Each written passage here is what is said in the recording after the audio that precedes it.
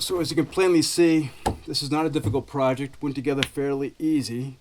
And I was just looking to build a short spin, but decided to build a bench out of it because frankly, the only good time to sit out here during the year to read a book or to look at that view over there is during the spring, summer, fall, or winter. So I went with Douglas fir, and not to talk down to anybody, but this is what Douglas fir looks like to all you non-woodworkers out there.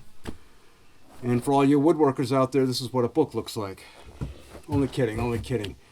Douglas fir is extremely dense and not at all that bright, which makes it a great outdoor wood.